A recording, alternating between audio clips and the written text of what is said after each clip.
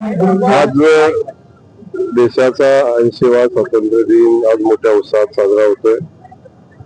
ज्या थोर स्वातंत्र्य सेनानींनी देशाला स्वातंत्र्य मिळवून दिलं त्यांना या निमित्तानं आपण सगळ्यांना अभिवादन तर करतच असतो. आणि एक मजबूत देश घडवण्याच्या दृष्टिकोनातून अख्ख्या देशातल्या जनतेनं देशाच्या प्रगतीमध्ये हातभार लावावा आणि या स्वातंत्र्य दिनाच्या अख्ख्या भारतवासियांना आणि खास करून सोलापुरातल्या जनतेला मनापासूनच्या स्वातंत्र्य दिनाच्या शुभेच्छा निमित्तानं देतो. भाऊ, खरं तर पृथ्वीराज चव्हाण ज्येष्ठ नेते आहेत आणि त्यांनी गृहमंत्र्यांवर टीका केलेली आहे की लायक गृहमंत्री नाही आहेत सभागृहात. काय उत्तर असणार पृथ्वीराज चव्हाण? पृथ्वीराज चव्हाण साहेब खूप मोठे नेते आहेत, परंतु दोष त्यांचा नाही, दोष त्यांच्या वयाचा आहे.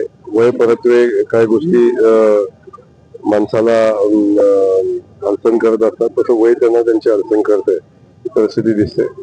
देशाचे गृहमंत्री आदरणीय अमित भाई खूप चांगलं काम या निमित्तानं करतायत आणि असे अनेक निर्णय देशासाठी आवश्यक असणारे ते निर्णय त्यांनी ठामपणे घेतले. खास करून 370 कलम त्यांनी हटवत असताना घेतलेली मजबूत भूमिका आपण सगळ्यांनी पाहिलेली आहे.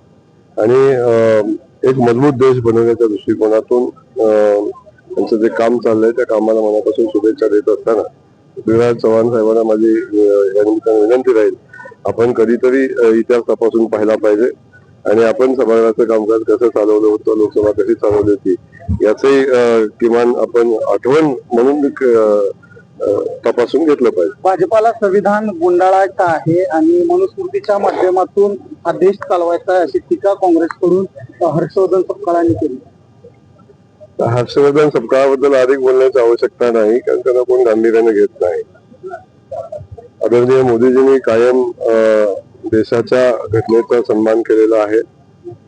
आपण सगळेजण त्याचे साक्षीदार आहोत आणि अशा वेळी अशा पद्धतीचं वक्तव्य करणं हेच मुळात चुकीचं आहे.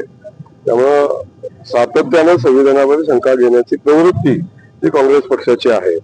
काँग्रेस त्याला खऱ्या अर्थानं आता जनतेनेच त्याला उत्तर दिलं पाहिजे. अशा पद्धतीनं देशाच्या घटनेवर आणि लोकशाही देशामध्ये अशा पद्धतीनं सातत्याने शंका उपस्थित करणं मला वाटतं ते सूचित नाही. त्यांच्यावरच कारवाईच्या या निमित्तानं गरज आहे. हर घर तिरंगा देणे, हर घर रोजगार द्या, हर घर आरोग्य द्या, लोकांना शिक्षण द्या असं विरोधक काय सांगतात त्याला अधिकचं महत्व द्यायचं कारण नाही. चांगलं शिक्षण देण्याचं, चांगलं आयुष्यमान भारतच्या माध्यमातून चांगलं आरोग्य देण्याचं, महात्मा फुले जन आरोग्याच्या सेवेच्या माध्यमातून चांगलं आरोग्य देण्याचा प्रयत्न सरकार यांनी त्यानं करते. आपण सगळेजण पाहत आहे. रोजगारच्या नवनवीन संधी उपलब्ध झाल्या पाहिजेत ही भूमिका सातत्यानं सरकार घेते आणि हे घेत असताना देशाबद्दल प्रेम असावं, देशाचा स्वातंत्र्य दिन उत्साहात साजरा करावा, तिरंग्याबद्दल अभिमान असावा आणि ज्या स्वातंत्र्यवीरांनी देशाला स्वातंत्र्य मिळवून दिलेलं आहे त्यांचा त्याग या देशासाठी प्रचंड मोठा आहे. या तिरंगा च्या निमित्तानं आणि हरघर तिरंगा लावत असताना या सगळ्या स्वातंत्र्यवीरांना अभिवादन आपण करतो आणि देशाचाही सन्मान करतो. म्हणजे किमान या तिरंगा घरोघरी लावण्यावर पण ऑब्जेक्शन या लोकांना आहे. याच्यापेक्षा दुर्दैवाची गोष्ट असूच शकत नाही. त्यामुळे अशा लोकांच्या देशप्रेमाबद्दल देशप्रेम पण तपासून घेतलं पाहिजे या निमित्तानं.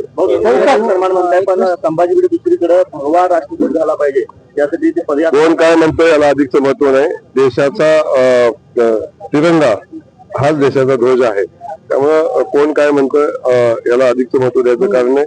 भगवा पण आमचा स्वाभिमान आहे, परंतु देशाचा ध्वज हा तिरंगाचा. भाऊ, कॉक्रोच जनता पार्टीचं आंदोलन आपण बघितलं, आता त्यांचं नवीन कॅम्पेन सुरू झालेलं आहे.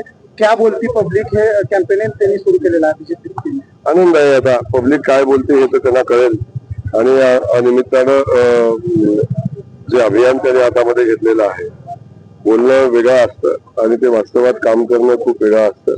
याची जाणीव एखाद्या गोष्टीत आंदोलन करणं, एखाद्या गोष्टीत मंत्र्यांना शिव्या घालणं, कधीतरी माननीय मोदीजींना शिव्या घालणं सोपं असतं. प्रत्यक्षात जेव्हा काम करायचं असतं तेव्हा नेमकं काय करायला लागतं आणि देशाला नेमकं काय पाहिजे हे त्याला समजेल. सोलापूर जिल्ह्यामध्ये मेट्रो आणि लोकलचं मागणी आहे, याबद्दल तुम्ही काय सांगू शकता? सोलापूरमध्ये ज्या ज्या मागण्या आहेत त्याबद्दल मी कायम प्रयत्नशील राहील. आता लोकलची मागणी, मेट्रोची मागणी तुमच्या माध्यमातून आलेली आहे. याही मागणीचा भविष्यामध्ये विचार करू. पण किमान आता आज ही बस सेवा आपण चालू करतोय. या बस सेवा जर चांगल्या चालल्या तर मेट्रोचा आपण भविष्यात विचार करू. पृथ्वीराज चव्हाण असं म्हणत आहेत की देशामध्ये चांगला शिक्षण मंत्री हवा आहे आणि मुख्यमंत्री फडणवीसांचं नाव चर्चेत आहे. मात्र जर त्यांच्याकडे चांगला लायक मंत्री नसेल तर त्यांनी आमच्या इतर पक्षातून तो घ्यावा, असं टीका सरकारवर केली. आता सत्ता गेल्यामुळे ते फ्रस्ट्रेशन आहे की या मार्गाने आम्हाला सत्तेत जाता येते का याचा विचार कदाचित त्यांच्या मनात येत असावा. त्यामुळे देशाला खूप चांगलं सरकार आदरणीय मोदीजींनी गेल्या 12 वर्षापासून दिलेलं आहे. मला वाटतं यांच्या कोणाच्या सल्ल्याची आवश्यकता नाही. जनतेने मोदीजींना आणि भारतीय जनता पक्षाला स्वीकारलेलं आहे. म्हणूनच देशात मध्ये ज्या जनतेनं 12 म्हणजे 3ऱ्या वेळी पुन्हा मोदीजींना मॅन्डेट दिला, बहुमत दिलं आणि आज मोदीजी खूप चांगलं काम करतात याचे आपण सगळेजण साक्षीदार आहोत. त्यामुळं पृथ्वीराजजी चव्हाण साहेबांना माझा सल्ला असेल, 2029ला आपण निवडणुकीला सामोरं जा, लोकांच्या पुढे आपली भूमिका मांडा. लोकांनी तुम्हाला दिली संधी तर तुम्ही काम करा. आता विधानसभेला लोकांनी आपल्याला पाडलेला आहे. सातत्यानं वेगळा विचार करण्यापेक्षा लोकांच्या मनाचा विचार कधीतरी केला पाहिजे. विधानसभेला आपला पराभव का झाला याचं आत्मपरीक्षण केलं पाहिजे, ना की देशावर बोललं पाहिजे. स्वातंत्र्यानंतर जे आहे लाल किल्ल्यावरती आज पहिल्यांदा पूर्ण वंदे मातरम जे आहे ते गायलं गेले, काय भावना आहे? आणि आम्हाला मनापासून आनंद आहे की लाल किल्ल्यावर संपूर्ण वंदे मातरम गायलं. आज आम्ही सोलापूर जिल्ह्यामध्ये आज स्वातंत्र्य दिन साजरा करत असताना पूर्ण वंदे मातरम गायलेलं आहे. देशाप्रती अभिमान वाटणारं हे गीत आहे आणि ते आम्हाला संपूर्ण गीत गाताना मनापासून आनंद होतो आणि देशाप्रती अधिकचा अभिमान आम्हाला या निमित्तानं येतो. वंदे मातरमची आपली सरकारला थोडीशी उशिरा आली असं म्हणावं लागेल का? कारण अगोदर 70 वर्ष 65 वर्ष अरे वंदे मातरम ला न मानणाऱ्या लोकांची संख्या देशामध्ये आहे.